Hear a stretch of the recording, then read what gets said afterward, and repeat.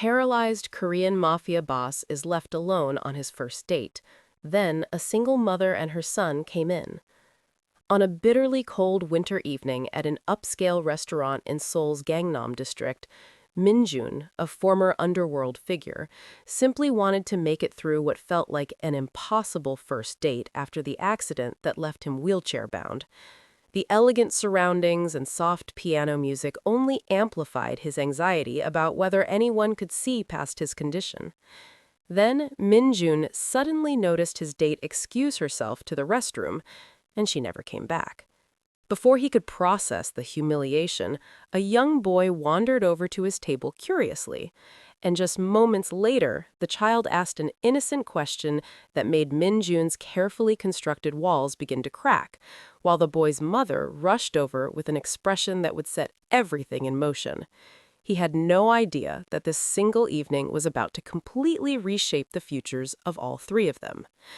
Before we continue, let us know where you're watching from, and subscribe because tomorrow I've got something extra special for you. Minjun Kim had spent the better part of 3 hours preparing for this date. 3 hours for a man who once commanded respect with a single glance, who had built an empire in the shadows of Seoul's glittering skyline, who never had to try to impress anyone because power itself was impressive enough. But that was before the ambush outside the warehouse in Incheon, before the bullets tore through his spine, before he woke up in a hospital bed, unable to feel anything below his waist, learning that his legs would never carry him again. The restaurant his friend had recommended, La Chandelle, was the kind of place Minjun would have owned a piece of in his former life. Vaulted ceilings, crystal chandeliers imported from France, tables spaced far enough apart that conversations remained private. The kind of establishment where Seoul's elite came to see and be seen, where deals worth billions of won were sealed over wine that cost more than most people's monthly salary.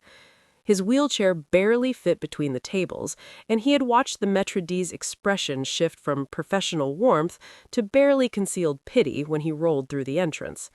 That look. He had seen it everywhere for the past 18 months, in the eyes of his doctors, his physical therapists, the few former associates who dared to visit him during his recovery. Pity mixed with relief that it wasn't them, that they could still walk away, literally, from any situation. Minjun had built his reputation on being untouchable, on moving through the world like a blade through silk. Now he moved through it like a burden, requiring ramps and accessible entrances and the patience of others. The date had been arranged by his younger sister, Hae-won, who refused to accept that her brother had given up on everything except physical survival. She worked as a corporate lawyer now, completely legitimate, the only Kim family member who had escaped their father's legacy without scars. She had set him up with a colleague, Ji-hae, a woman she swore was kind and open-minded and not the type to judge someone based on their past or their present circumstances. Ji-hae had arrived 20 minutes late, which Minjun told himself was just Seoul traffic, nothing personal. She was attractive in that careful, cultivated way of professional women in their 30s, her hair styled perfectly, her designer dress understated but expensive. She had smiled when she saw him, but it was the smile people use when they are trying very hard to appear comfortable with something that makes them deeply uncomfortable. The conversation had been stilted from the beginning. Min-yoon asked about her work in marketing, and she gave answers that felt rehearsed, like she was in a job interview rather than a date. She asked about his rehabilitation, using the overly gentle tone people reserved for the elderly or the terminally ill. He could see her checking her phone under the table, her eyes darting toward the exit. When she excused herself to use the restroom 30 minutes into their dinner, he knew she wasn't coming back. He knew because he had seen the way she looked at the entrance when she stood up, calculating. He knew because in his former life he had read people the way scholars read ancient texts, interpreting every micro-expression, every shift in body language. Deception was a language he spoke fluently. So when 10 minutes passed, then 15, then 20, he simply sat there at the table, refusing to give the staff the satisfaction of seeing him leave in humiliation. He ordered another glass of whiskey, expensive enough that the waiter treated him with a respect that had nothing to do with compassion and everything to do with the cost. The restaurant was beginning to fill with the evening crowd. Couples celebrating anniversaries, business groups closing deals, families gathering for special occasions. Minjun sat alone at his table for two, the empty chair across from him a monument to his new reality. He could handle physical pain. During his years in the organization, he had been shot, stabbed, beaten. He had broken bones and bled and always gotten back up. But this pain, the pain of being invisible, of being dismissed, of being left behind, this was a kind of suffering he had no framework to process. He was considering whether to order dessert just to extend his refusal to acknowledge what had happened when he noticed the commotion near the entrance. A woman had just walked in, and she was clearly flustered. She wore a worn winter coat that had seen better years, and she was trying to manage an enormous bag while simultaneously keeping track of a small boy who looked to be about 7 or 8 years old. The boy was all energy, bouncing on his toes, his eyes wide as he took in the opulent surroundings. The maître d' was speaking to the woman in that particular tone of polite condescension that service workers use when they are about to deny someone entry. Minjin could not hear the conversation from where he sat, but he could read it in their body language. She was explaining something, gesturing, while the maître d' shook his head. The boy tugged on his mother's sleeve, asking questions that she was too distracted to answer. Minjun found himself watching them, grateful for any distraction from his own situation. The woman was younger than him, probably early 30s, with the kind of tired beauty that comes from hard work and not enough sleep. Her hair was bare of makeup, her hair pulled back in a simple ponytail. She wore the determined expression of someone who was used to fighting small battles every day and refusing to surrender. After what appeared to be an increasingly heated discussion, the maître d' finally relented, though his disapproval was evident in every line of his posture. He led the woman and her son not to one of the prime tables in the center of the restaurant, but to a small table in the corner, near the kitchen doors, the kind of spot reserved for walk-ins without reservations, or people the establishment wanted to hide from their prestigious clientele. The woman did not seem to notice or care about the slight. She was too busy helping her son out of his winter coat, smoothing his hair, and pulling out books and crayons from her bag to keep him occupied.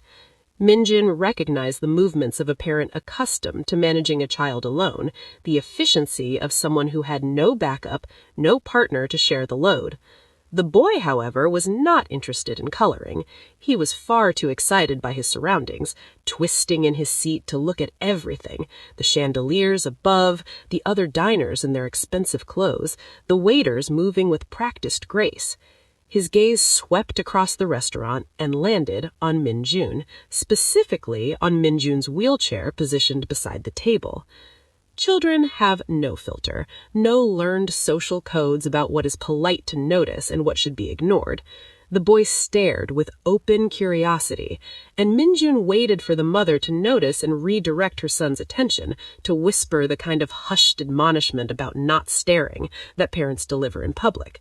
But she was busy studying the menu with an expression that suggested she was calculating costs and trying to determine what she could afford. The boy slipped out of his chair. His mother was too absorbed in the menu to notice immediately. He walked across the restaurant with the confidence of a child who has not yet learned that the world can be hostile, that some spaces are not meant for him, that some people do not want to be approached. He stopped directly beside Minjun's table and looked up at him with eyes that held nothing but genuine interest. "Why are you in a wheelchair?" the boy asked, not whispered, not tentatively, but in the clear, carrying voice of a child who had asked a simple question and expected a simple answer. Several nearby diners turned to look. Minjun could feel their attention, could feel them waiting to see how he would respond to this breach of etiquette. In his former life, he would have known exactly how to handle this. A cold stare, a word that carried warning, and people moved away quickly. But this was a child, not a rival or a threat, and those old tools felt grotesque to even consider. "I was hurt," Minjun said, keeping his voice level. So now I use this to move around. The boy considered this with the seriousness of someone contemplating a complex puzzle. Does it hurt now? Sometimes. My mom says that when something hurts, you should tell someone who can help. Did you tell someone? Before Minjun could formulate a response, the boy's mother arrived, slightly breathless, her face flushed with embarrassment. Taemin, you cannot just walk away like that, she said, putting her hands on the boy's shoulders. She looked at Minjun with an expression of mortification. I am so sorry. He's curious about everything, and I told him he needs to ask before approaching strangers, but he doesn't always remember. It's fine, Minjun said, and was surprised to find that he meant it. The boy's directness was jarring, but it was also refreshingly honest. There was no pity in those young eyes, just curiosity.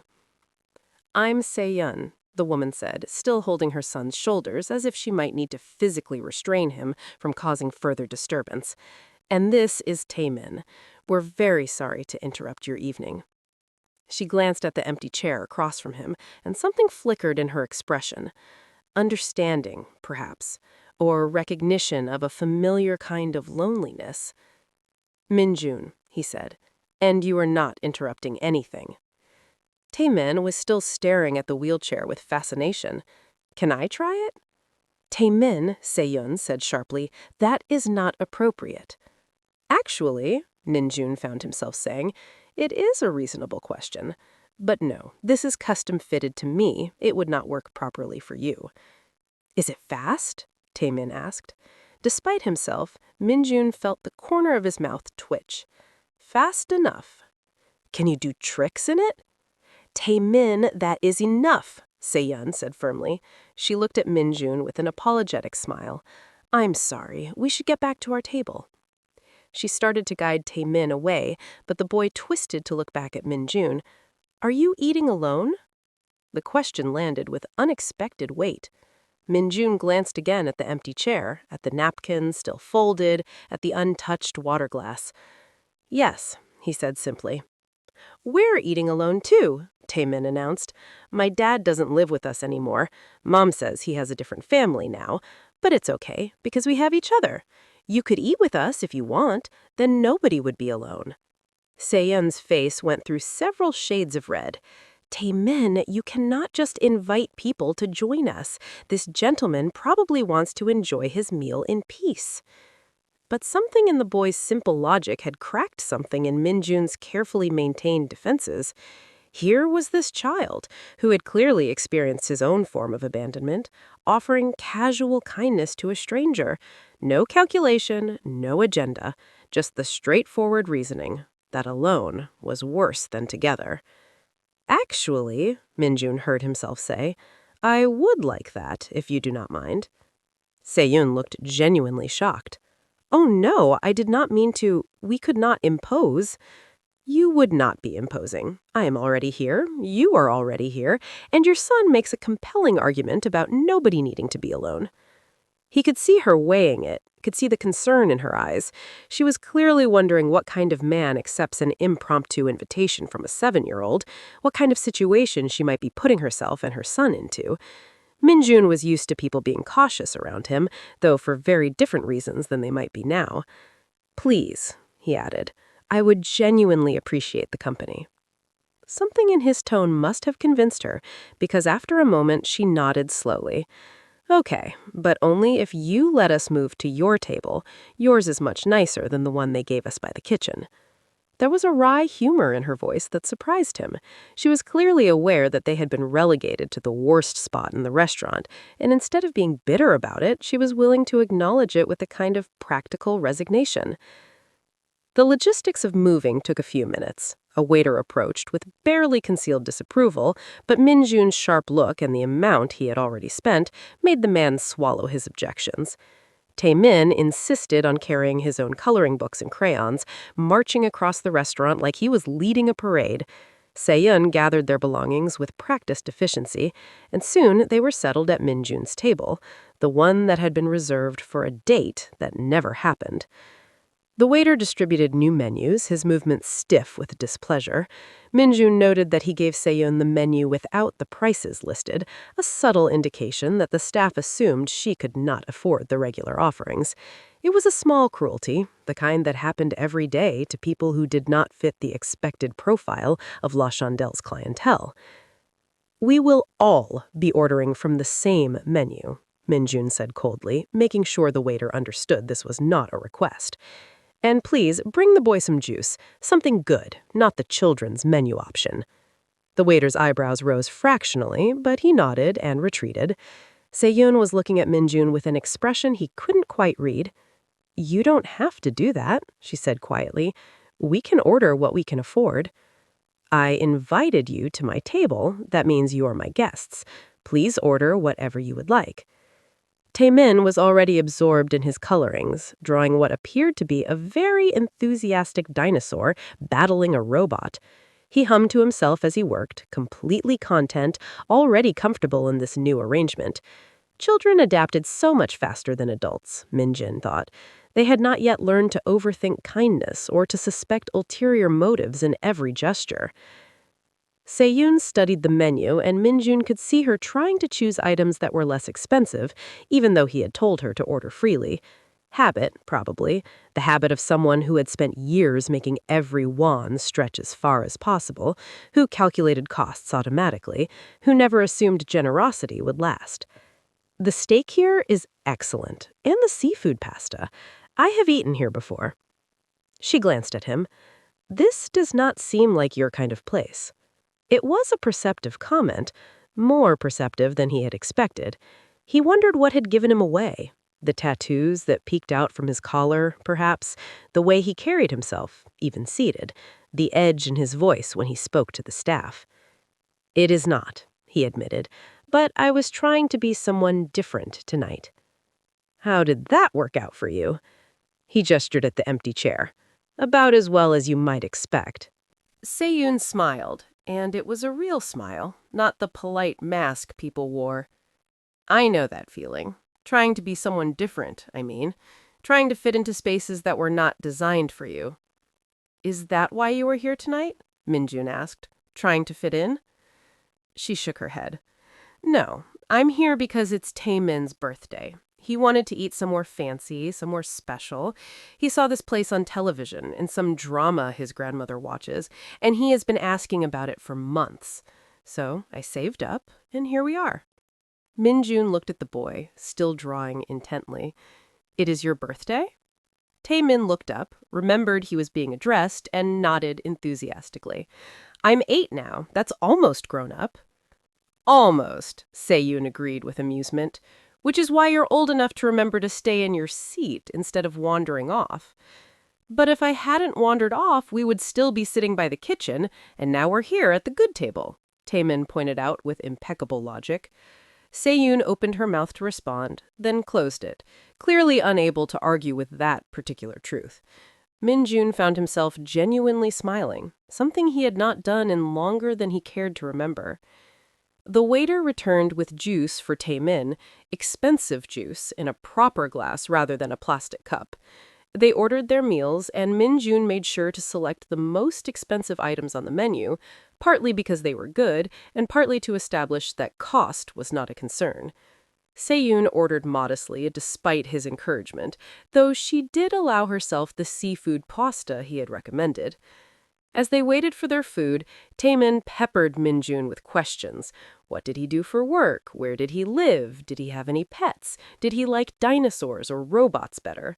The questions came rapid fire, and Minjun found himself answering with an honesty that surprised him. He told Taemin that he used to work in business, which was technically true, though he left out the specific nature of that business. He said he lived in Gangnam, in an apartment that was too big for one person. He did not have pets because he traveled too much, another truth from his former life that was now a lie since he barely left his apartment anymore. And he diplomatically said that both dinosaurs and robots had their merits, which satisfied Taemin enough to launch into an elaborate explanation of why dinosaurs would win in a fight. Seyun watched these exchanges with an expression of cautious gratitude. She interjected occasionally to remind Taemin to let Minjun actually eat when their food arrived, to use his napkin, to say please and thank you. She was doing what single parents do, Minjun realized, managing everything alone, trying to be both mother and father, both nurturer and disciplinarian, both provider and protector. "What do you do?" Minjun asked her during a brief lull, when Taemin was focused on cutting his chicken. "I work at a convenience store. Night shifts mostly, when Taemin is with my mother, and I clean offices in the morning before he wakes up."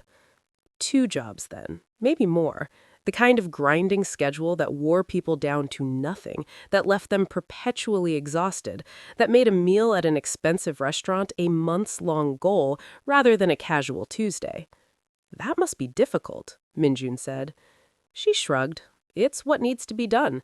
His father sends money sometimes, but not regularly and not enough, so I do what I need to do." There was no self-pity in her voice, just statement of fact. Minjun found himself respecting that, the refusal to collapse into victimhood, the determination to simply handle what needed to be handled. "You must love him very much," Minjun said, nodding toward Taemin. "More than anything," Seyun said simply. "He's everything." They ate in companionable silence for a while, and Minjun realized that he was actually enjoying himself. Not pretending to enjoy himself, not performing enjoyment, but genuinely feeling something, other than the dull ache of isolation that had become his constant companion. Taemin's chatter was entertaining rather than annoying. Seyun's presence was comfortable rather than strained. This accidental gathering felt more real than the carefully orchestrated date that had preceded it. When dessert came, Minjun insisted they order whatever they wanted. Taemin chose chocolate cake with ice cream, his eyes going wide when the waiter brought out a slice that was almost as big as his head. Seyun selected creme brulee, and she could see her close her eyes with genuine pleasure at the first bite. "This is amazing," Seyun said. "I cannot remember the last time I had something this good." "Good food should not be a rare experience," Minjun said. "Good food costs money," Seyun replied pragmatically, "and money goes to rent and utilities and Taemin's school supplies and everything else first. Creme brulee is a luxury." "Maybe luxury should not be so luxurious," Minjun said. She smiled at that. Spoken like someone who has never had to choose between luxuries and necessities. She wasn't right, exactly. Even now, after everything, Minjun had money. The organization had made sure of that before he left. Severance pay, they called it, though everyone understood it was also insurance. As long as he stayed quiet about what he knew, the money would keep coming. It was the one thing that had not changed after his injury. He might not be able to walk, but he could still afford to eat at La Chandelle whenever he wanted. But he had known what it meant to have nothing, once. Long ago, before the organization, when Hae-yoon and Minjun were children, and their father's debts had hung over them like a blade. He remembered the taste of ramen for breakfast, lunch, and dinner. He remembered his sister crying because she couldn't go on a school trip because they didn't have the money. Those memories were part of why he made the choices he had made, why he entered a world where money flowed freely, but always had blood on it. "I have not always had money," Minjun said quietly. "I understand more than you might think." Seyun studied him for a moment, and he had the sense that she was seeing past his expensive clothes in his wheelchair to something underneath. "What happened to you?" she asked. "If you don't mind me asking. The wheelchair, I mean." Minjun considered lying. He had a prepared story for this question, something about a car accident, something clean and simple and victim-friendly. But something about this evening, about this woman and her son, made him want to offer truth instead. "I was shot," he said, "multiple times. The bullets damaged my spine." Taemin looked up from his cake, ice cream on his nose. "Like in the movies?" "Sort of," Minjun said. "Were you a police officer?" the boy asked. "No." "A soldier?" "No." Taemin thought about this. "Then why were you shot?" "Taemin, that is a very personal question," Seyun said quickly, but Minjun found that he wanted to answer, at least partially. I worked for some bad people, and eventually, other bad people decided I was in my way. It was perhaps the most honest he had been about his past with anyone outside the organization.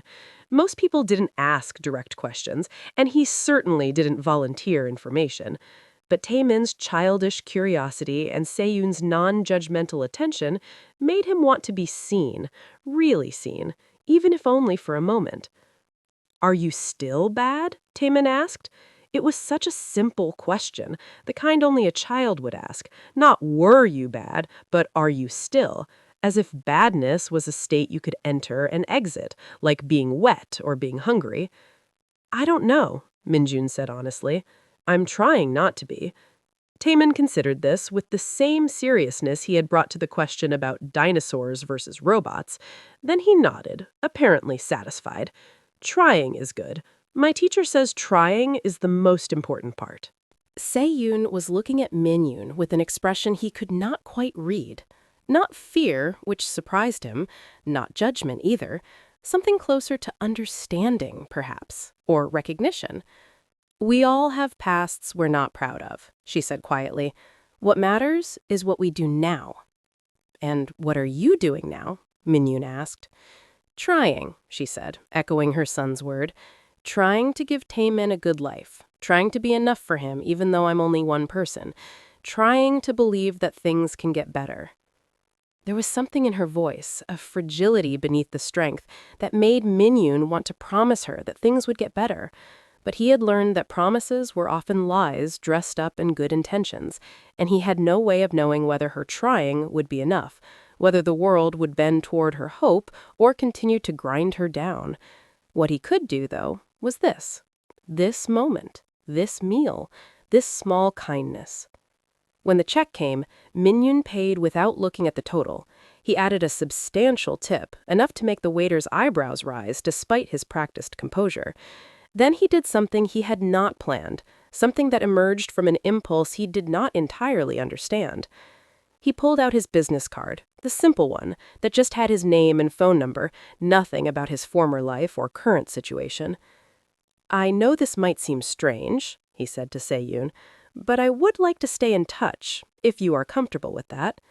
She looked at the card, then at him, clearly surprised. Why? It was a fair question. They were strangers who had shared a meal, nothing more. In a city of 10 million people, their paths would never naturally cross again. There was no reason for him to want to extend this connection beyond tonight. Except that he did. He wanted to know if Taemin's birthday had been everything the boy hoped. He wanted to know if Se-yoon's trying would pay off. He wanted to not return to his empty apartment and never think of them again, to not have this evening become just another moment in his long stretch of isolated days. "Because," Min-yoon said carefully, "I have not felt this human in a very long time, and I would like to remember what that feels like." Se-yoon's expression softened. She took the card, turning it in her fingers. "Okay," she said. "I'll call you. Maybe we can do this again sometime." "I would like that." They gathered their things, Taemin clutching his coloring books and chattering about how this was the best birthday ever. As they prepared to leave, the boy surprised Min-yoon by walking over and hugging him, quick and unself-conscious. "Thank you for eating dinner with us. You're not alone anymore, and neither are we." Then he was gone, pulled along by his mother toward the exit, the two of them walking out into the cold Seoul night. Min-yoon sat at the table for a moment longer, the card Se-yoon had left behind burning a hole in his pocket. She had given hers as well, a simple thing with the convenience store's logo and her name handwritten on it. Min-yoon wheeled himself toward the exit, and the maitre d' who had looked at him with pity hours earlier now held the door with something closer to respect. Maybe it was the money Min-yoon had spent. Maybe it was the fact that he had ended the evening with companions rather than alone. Maybe it did not matter. Outside, the winter air bit through his coat. The streets of Gangnam glittered with lights, the endless hustle of Seoul pulsing around him. Somewhere in this city, Se-yoon was taking her son home on the subway, probably tired, probably already thinking about her next shift, but hopefully happy, hopefully feeling like the trying had been worth it, at least for tonight. Min-yoon pulled out his phone and looked at the card Se-yoon had given him. He thought about the life he had left behind, the power and the violence and the respect that came from fear. He thought about the life he had now, the isolation and the pity and the endless physical therapy sessions that promised improvement but delivered pain. And he thought about the life he might have if he was brave enough to reach for it. A life that included people like Se-yoon and Tae-min, people who saw him as human first and damaged second, people who offered kindness without calculation. His phone buzzed with a message from Hye-won. How did it go? Min-yoon looked at the message, then at the card in his hand, then back at the restaurant behind him. How to explain this evening? How to convey that his date had abandoned him, but something better had found him instead? He typed back, different than expected, but maybe better.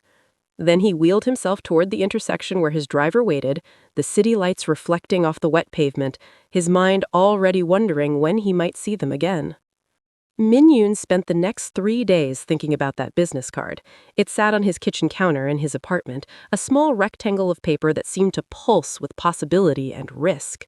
He would walk past it, or rather wheel past it, multiple times a day, always glancing at it, always stopping short of actually picking up his phone to call. The apartment was modern and expensive, floor-to-ceiling windows offering a view of the Han River that people paid millions for. But it felt like a prison.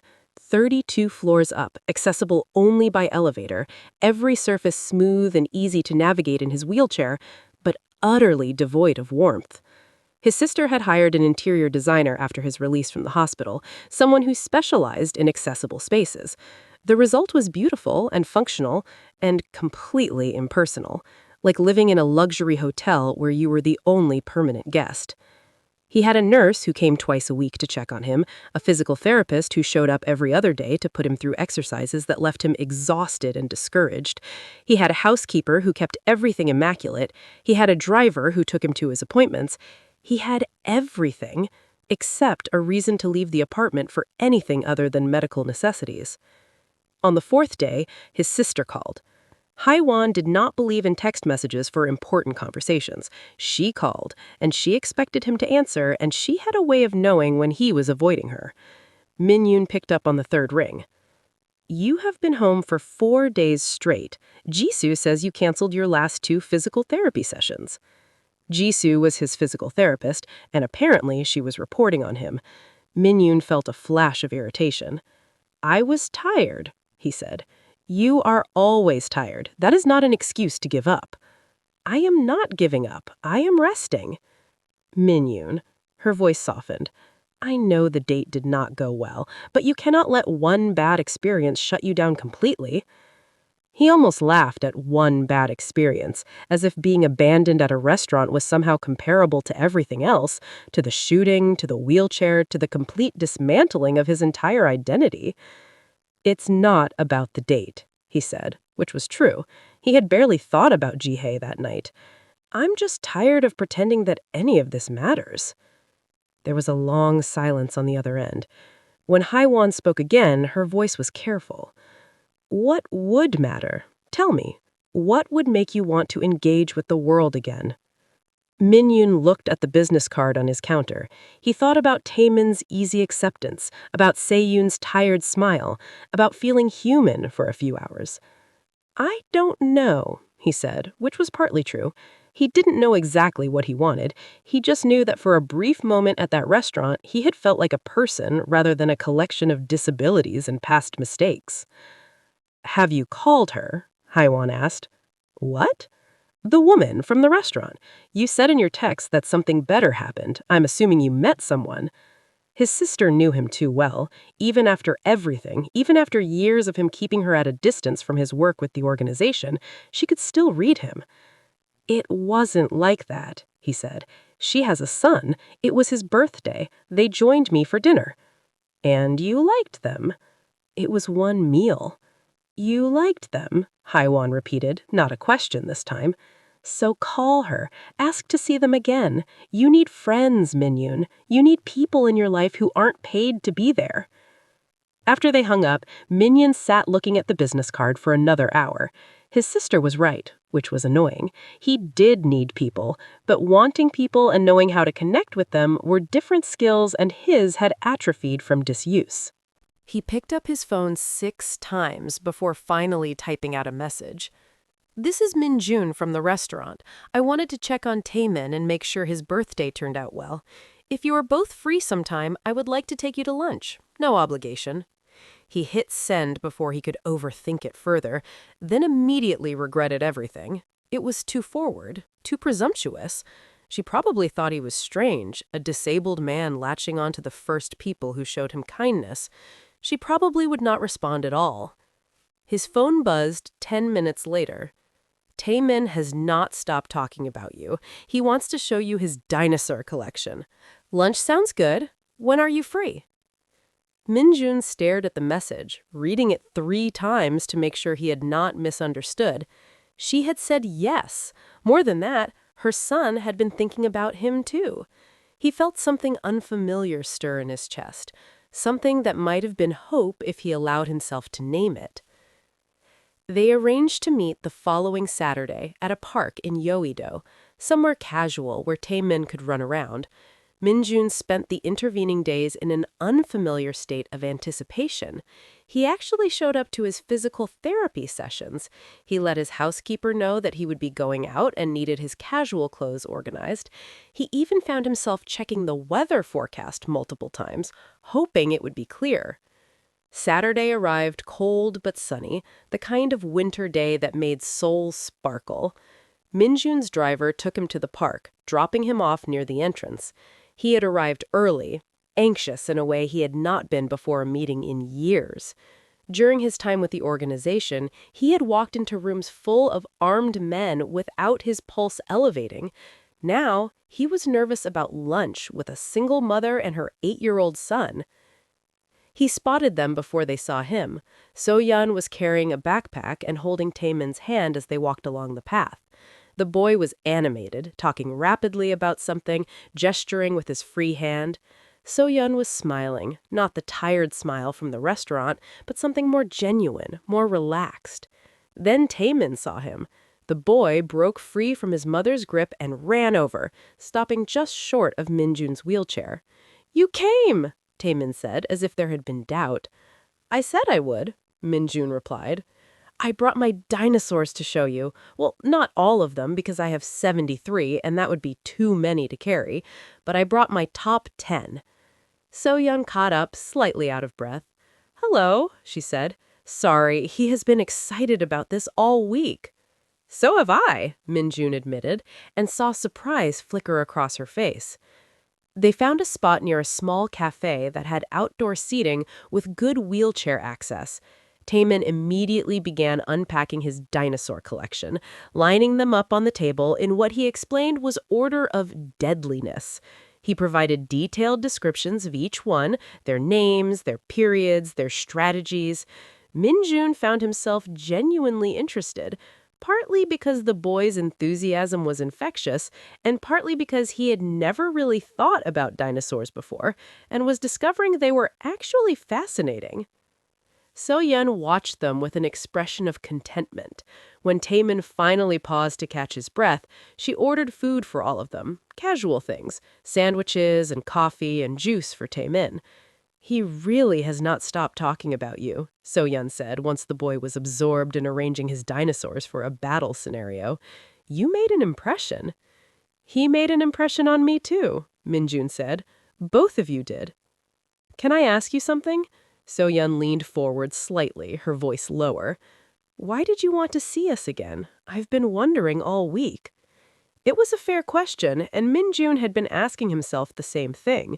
He could have given a simple answer, something about enjoying their company, about Taemin being a good kid, but this woman had listened when he told her about being shot, had not judged him for his past, and he felt he owed her honesty. "Because," he said slowly, "I have been stuck for 18 months, not just physically, but in every way. I stopped being part of the world. And then I met you and Taemin, and for a few hours I felt like I was part of something again. I wanted to see if that feeling was real or if I had imagined it."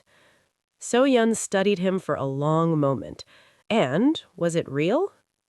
Minjun looked at Taemin, who was now making sound effects for his dinosaur battle, completely unselfconscious. He looked at So-yun, at the openness in her expression, the willingness to hear him. Yes, he said, it was real. She smiled. Good, because Taemin and I could use more real things in our lives, too. They spent the afternoon in the park. Taemin wanted to show Minjun everything. The pond where ducks lived, the playground with the big slide, the spot where street performers sometimes did shows. Minjun followed in his wheelchair, and the boy adjusted his pace naturally, checking back to make sure Minjun could keep up, choosing paths that were smooth enough for wheels.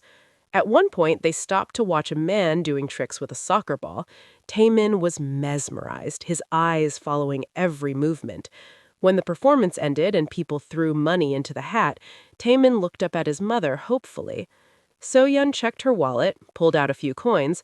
Taemin ran over and dropped them in the hat, then ran back looking proud. Minjun had watched the small exchange and felt something twist in his chest. He knew what those few coins probably represented to So-yun's budget. He knew she had given them anyway because her son asked, because she wanted him to learn generosity even when they had little to spare. When Taemin ran ahead to look at something else, Minjun turned to So-yun. "Can I ask you something now?" he asked. "Of course." "Why did you say yes to today? You don't know me. I could be anyone." So-yun considered this. "You could be, but I'm pretty good at reading people. I have to be. And I saw someone at that restaurant who was as lost as I feel most days. Someone who needed kindness as much as I needed to give it.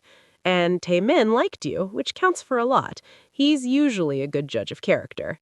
"He thinks I might have been a superhero who got hurt fighting bad guys," Minjun said. "I didn't have the heart to tell him the truth." "What's the truth?" Minjun hesitated. This was the moment. He could deflect, keep things surface level, maintain the comfortable distance of near strangers, or he could risk actual honesty. "The truth is, I was one of the bad guys. I worked for a crime organization for 15 years. I hurt people. I made money from things that destroyed lives. And eventually, someone hurt me back. The wheelchair isn't heroism, it's consequence." He waited for her to recoil, to grab her son and leave, to realize she had made a terrible mistake. Instead, So-yun just nodded slowly. "Okay," she said. "Okay?"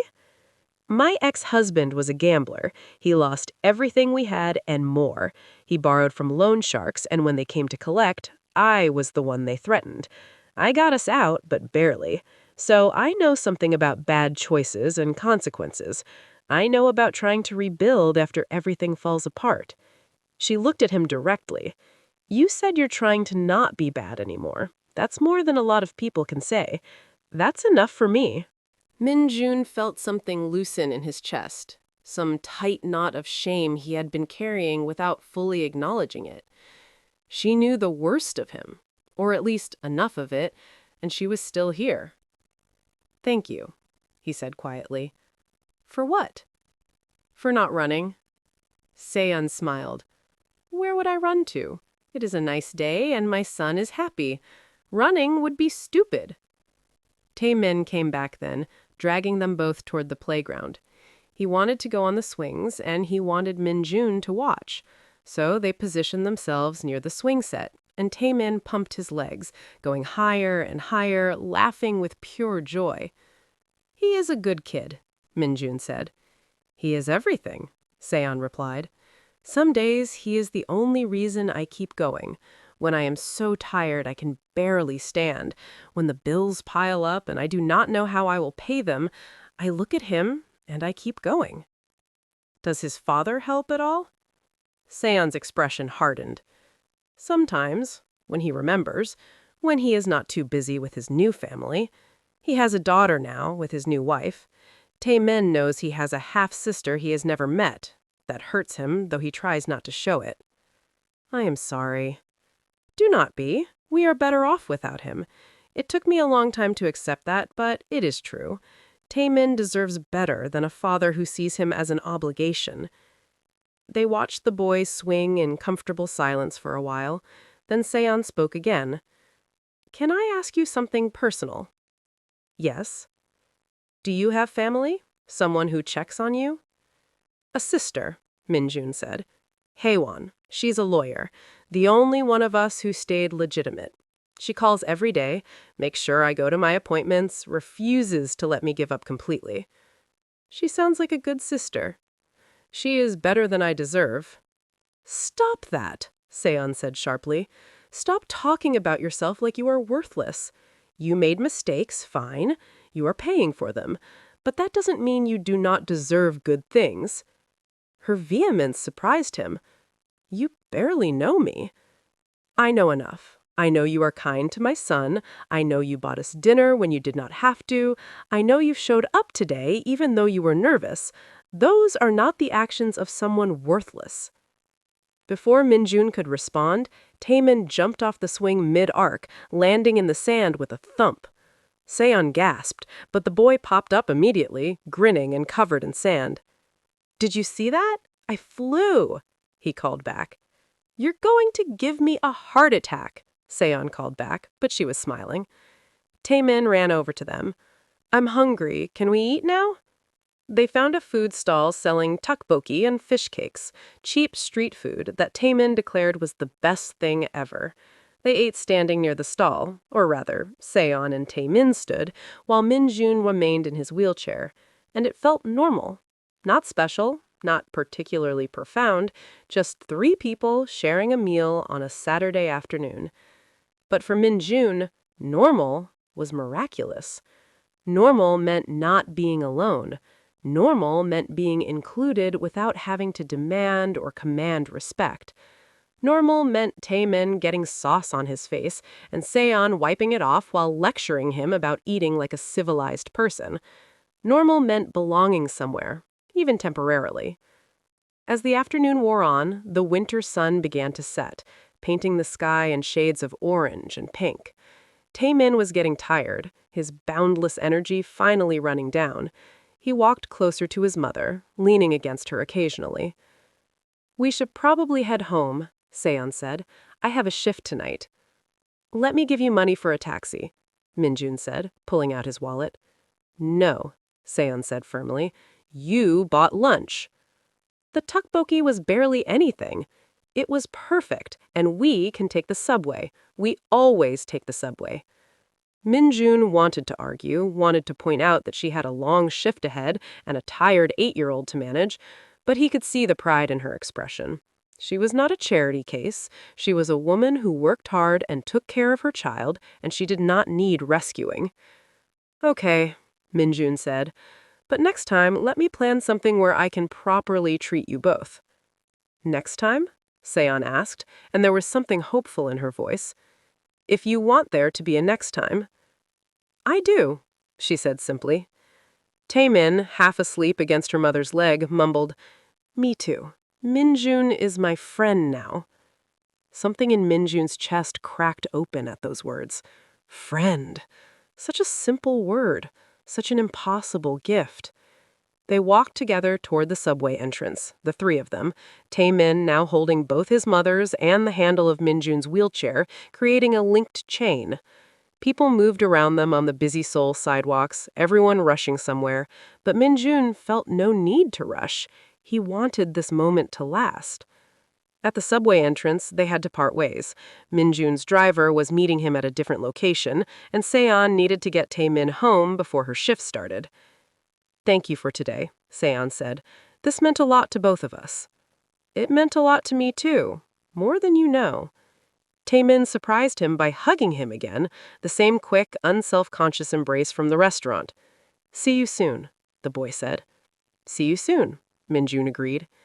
He watched them disappear down the subway, Seon's hand protectively on her son's shoulder, Taemin's backpack bouncing with each step. Then they were gone, swallowed by the underground system, just 2 more people among millions. Minjun sat there for a moment, the park behind him, the city flowing around him. He pulled out his phone and texted his sister. You were right.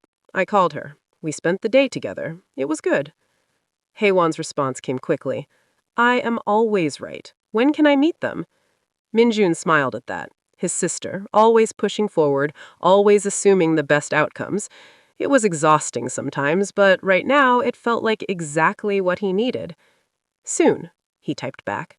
Maybe soon. The driver arrived and helped him into the car. As they pulled away from the park, Minjun looked back one more time at the spot where they had spent the afternoon. He thought about Taemin's dinosaur collection lined up on the table.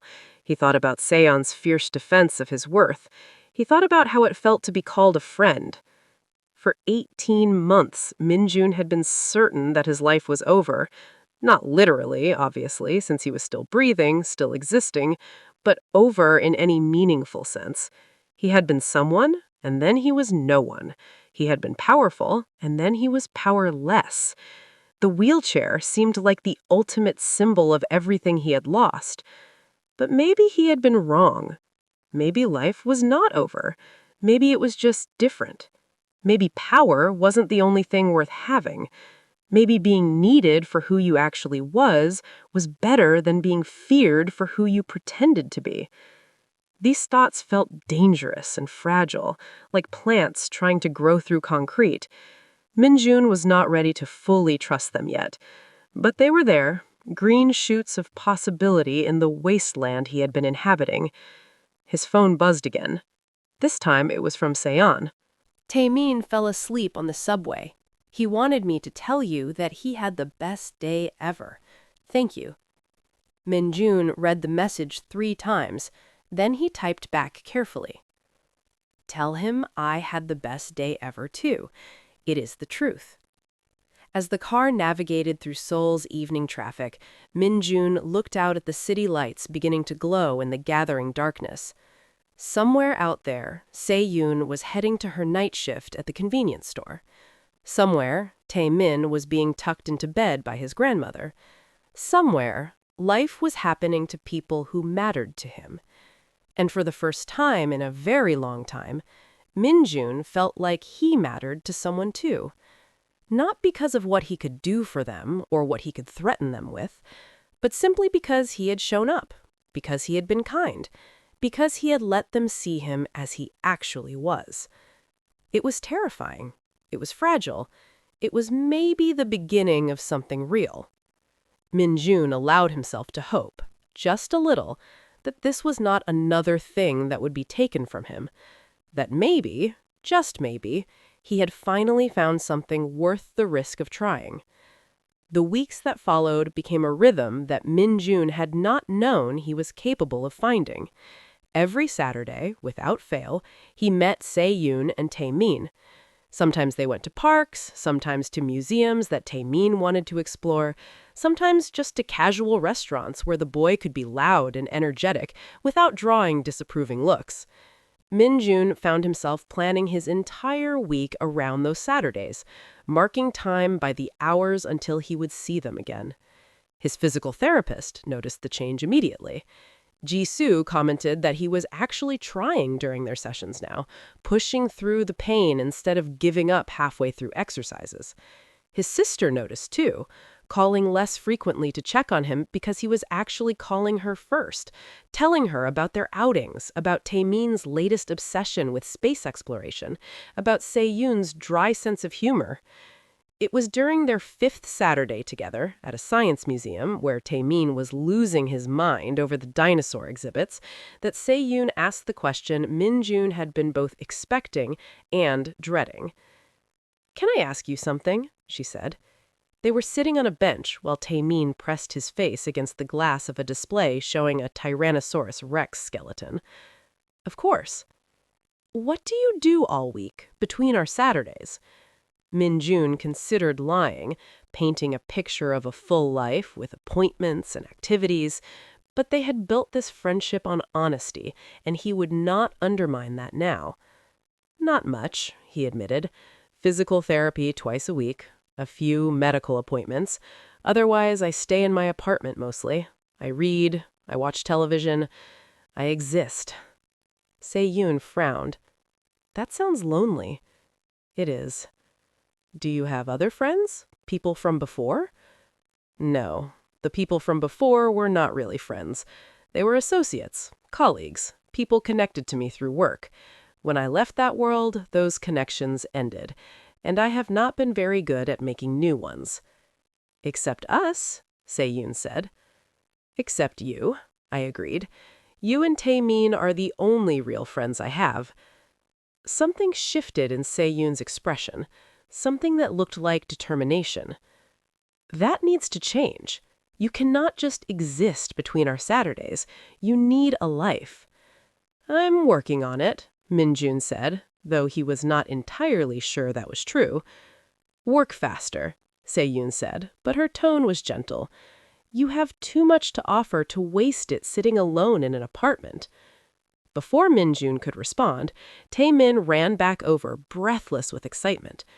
Did you see the Triceratops? It's even bigger than I thought. Can we go to the space exhibit next, please? They spent another 2 hours at the museum, Tae-min's enthusiasm never flagging.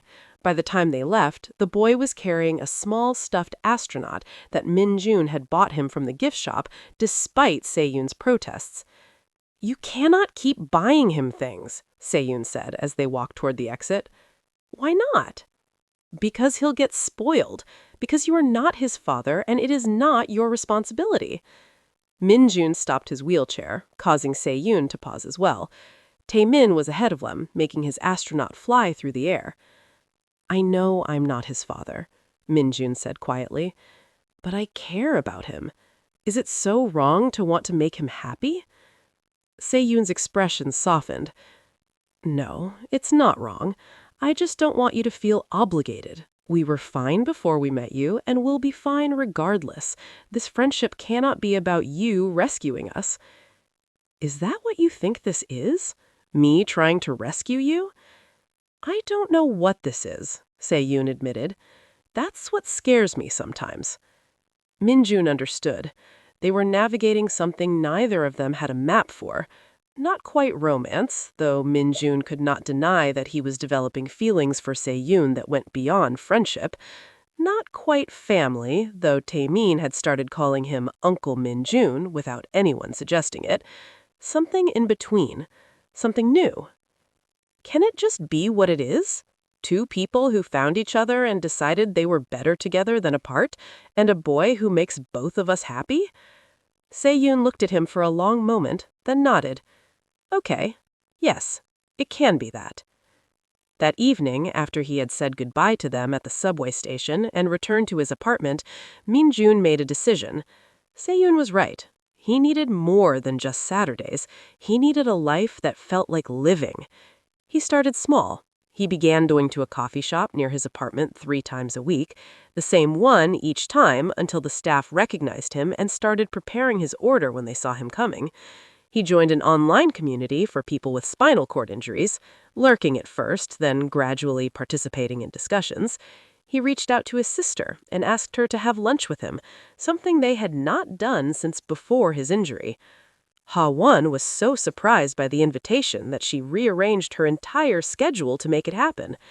They met at a restaurant near her office, and she studied him across the table like he was a puzzle she was trying to solve. You look different, she said finally. Different how? Less angry, less defeated, more like my actual brother. Min-jun smiled. I met people. They have been good for me. The woman and her son? Se-Yoon and Tae-min, yes. Ha-won leaned forward, her lawyer instincts engaging. Tell me about them. Everything. So, Min-jun did. He told her about that first night at the restaurant, about Tae-min's innocent questions and Se-Yoon's tired strength. He told her about their Saturdays, about dinosaurs and science museums and street food and parks. He told her how they made him feel human again, how they saw him as Min-jun rather than a former gangster or a man in a wheelchair. When he finished, Ha-won was smiling. I want to meet them. I was hoping you would say that. They arranged it for the following Saturday. Min-jun was nervous about introducing them, worried about what his sister might think, worried about whether Se-Yoon and Tae-min would be comfortable. But when the day came, his fears proved groundless. Ha-won arrived at the park where they had agreed to meet wearing casual clothes, her professional persona set aside. She greeted Taemin with genuine warmth, asking him about his interests and listening intently to his lengthy explanations about black holes and the possibility of life on Mars. She talked to Se-yoon like they were old friends, discussing everything from the challenges of Seoul's public transportation to the best places to find affordable children's clothes. Min-jun watched them interact, feeling something settle in his chest. These were his people now. This small, strange, cobbled-together group of humans who had decided he was worth their time. Later, when Taemin had run off to explore and Si-yoon had gone to the restroom, Hae-won turned to her brother. "I like them," she said simply. "Good. She is in love with you, you know." Min-jun's head snapped up. "What?" "Si-yoon. She looks at you the way women look at men they love. She is just scared to admit it." "You are imagining things." Hae-won laughed. "I'm a lawyer. I read people for a living. Trust me on this. The question is, how do you feel about her?" Min-jun did not answer immediately. He watched Si-yoon walking back toward them, the winter sun catching her hair, her expression relaxed and happy. How did he feel about her? "I think," he said slowly, "that she is the first person in a very long time who has made me want to be better than I am." "That is a good answer," Hae-won said. "Now you just need to tell her that." But telling her proved more complicated than Min-jun had anticipated, not because he lacked opportunity, but because he lacked courage. What if Hae-won was wrong? What if Si-yoon only saw him as a friend, a kind man who was good to her son? What if he spoke his feelings and destroyed the one good thing he had managed to build in his new life? 2 more weeks passed. They celebrated Taemin's good report card with ice cream. They went to a winter festival where the boy insisted on trying every activity. They had dinner at a small restaurant where Taemin fell asleep at the table, exhausted from a long day. And Min-jun watched Si-yoon stroke her son's hair with such tenderness that his heart ached. It was on a Tuesday, not their usual Saturday, that everything changed. Min-jun received a call from Si-yoon in the middle of the afternoon. Her voice was tight with panic. "Taemin is in the hospital," she said without preamble. "He collapsed at school. They think it might be his appendix, but they are running tests. I am here alone, and I am scared, and I know this is not your problem, but I did not know who else to call." "Send me the address," Min-jun said, already moving toward the door. "I will be there in 20 minutes." He made it in 15, his driver navigating traffic with the kind of aggressive efficiency that only Seoul drivers possessed. Min-jun found Si-yoon in the waiting area of the pediatric emergency department, her face pale, her hands shaking. She saw him, and something in her expression crumbled. She did not say anything, just walked over and buried her face against his shoulder, and Min-jun wrapped his arms around her and held on while she shook with silent sobs. "He'll be okay," Min-jun said, not knowing if it was true, but needing to say it anyway. "He is strong. He'll be okay." They sat together for 3 hours while doctors ran tests and consulted with each other and spoke in the careful language medical professionals use when they are not yet sure of answers. Min-jun held Si-yoon's hand and called his sister to explain why he had rushed out, and Hae-won offered to come as well, which he appreciated but declined. Finally, a doctor emerged with news. It was, indeed, appendicitis, but they had caught it early. Taemin would need surgery, but it was a routine procedure. He would be fine. Si-yoon started crying again, but this time from relief. "Can I see him?"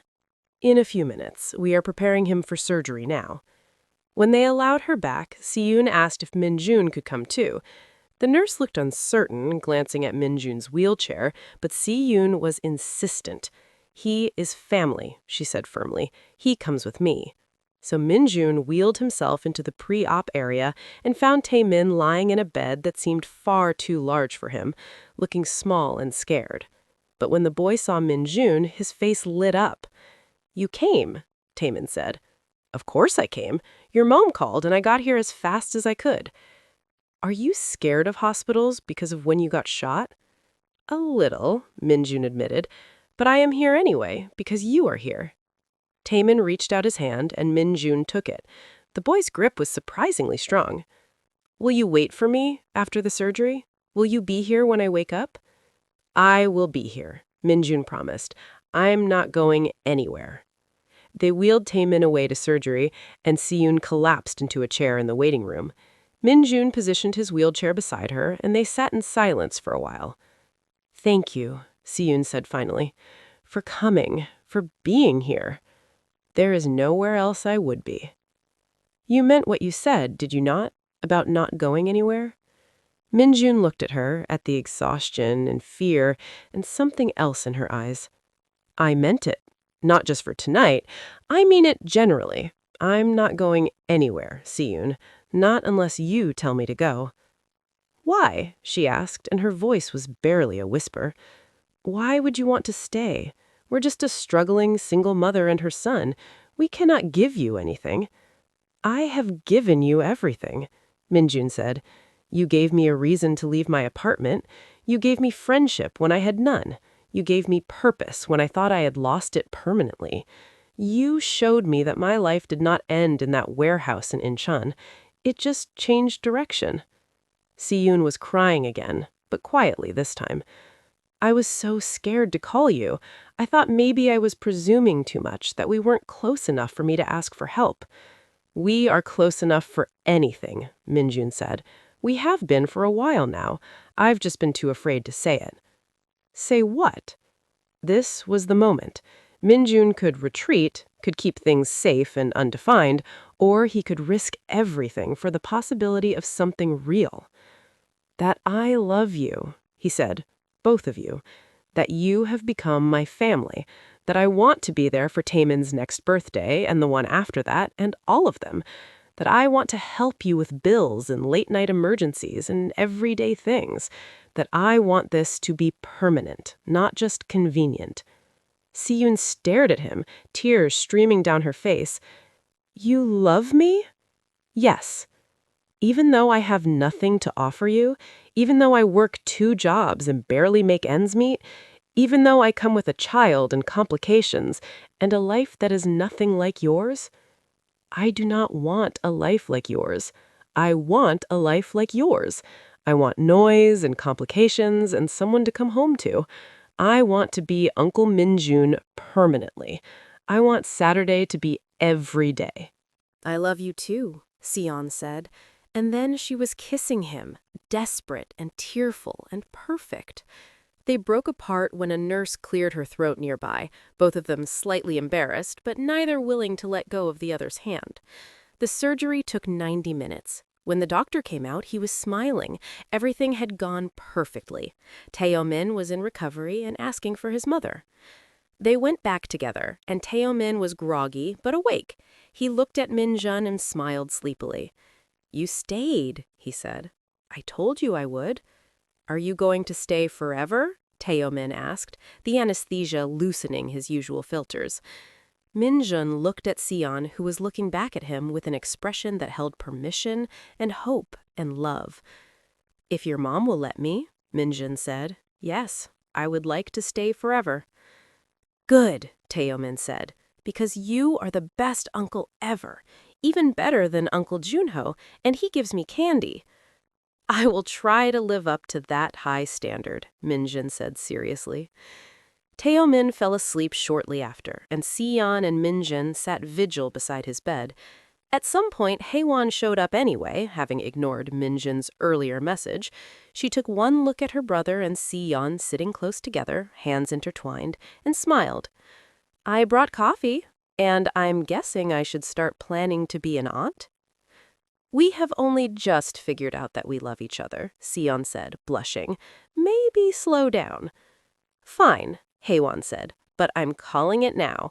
I'm going to be the best aunt, better than Uncle Min-jun is an aunt. That seems unlikely, Min-jun said. I am exceptional. They kept that vigil through the night. Taeyomin occasionally woke, groggy and confused, but always relaxing when he saw that both his mother and Min-jun were there. By morning, he was more alert, complaining about being hungry, which the doctor said was a good sign. They discharged him 2 days later with instructions for rest and recovery. Sion had to take time off from both her jobs, which Minjin knew she could not afford. When he offered to help financially, she initially refused, but he was persistent. "Let me do this," he said. "Not as charity, not as rescue, but as someone who loves you and wants to help carry the burden. You have carried everything alone for too long. Let me help." Finally, she agreed. Minjin paid her rent for 3 months and covered Taeyomin's medical bills. He also hired her a lawyer, a friend of Haewon's, to revisit the child support arrangement with Taeyomin's father, who had been paying far less than he was legally required to. "You are doing too much," Sion protested.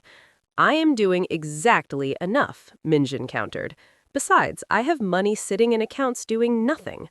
Let it do something useful." Over the following weeks, as Taeyomin recovered, they settled into a new rhythm. Minjin came over to Sion's small apartment most days, helping to entertain Taeyomin while he was stuck at home. He read to the boy, played games with him, watched movies. Sion would come home from her shifts to find them asleep on the couch, Taeyomin using Minjin's lap as a pillow. It was during one of these evenings that Minjin made his proposal. Not a marriage proposal, not yet, though he was already thinking about that, but a different kind of proposal. "Move in with me," he said to Sion. They were sitting on her tiny balcony watching the city lights while Taeyomin slept inside. "What?" "My apartment is huge, ridiculously huge for one person. There are 3 bedrooms. Taeyomin could have his own space. You would not have to work 2 jobs because you would not be paying rent here. You could actually sleep. You could be home with your son." "Minjin, that is too much. We cannot just move into your apartment." "Why not?" "Because it's yours. Because we have only been together for a few weeks. Because it's too fast." Or it's exactly the right speed.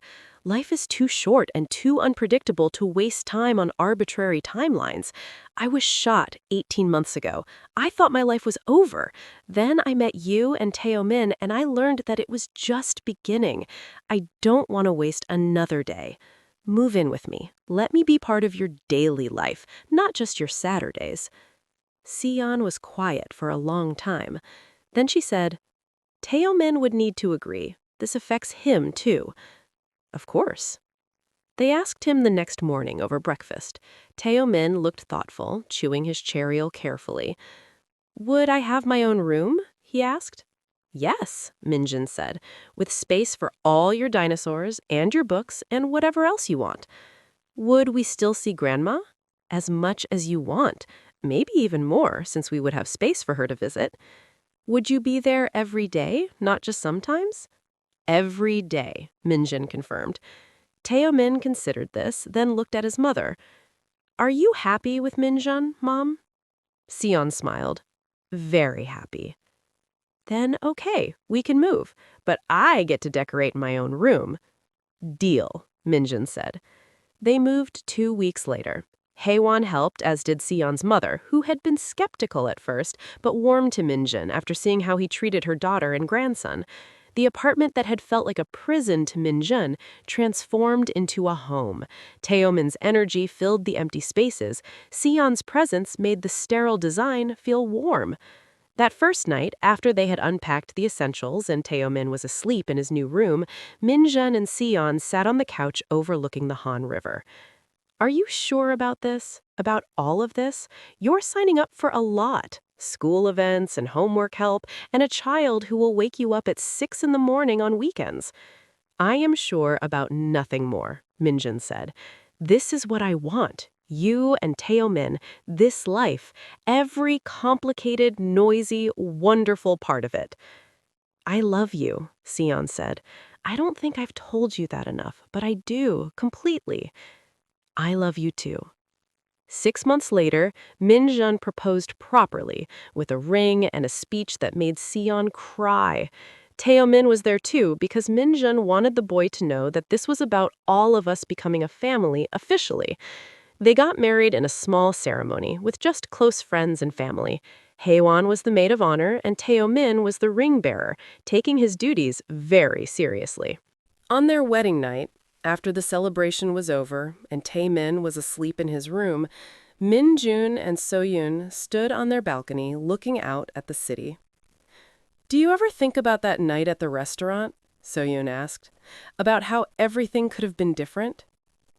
"All the time," Min-jun admitted.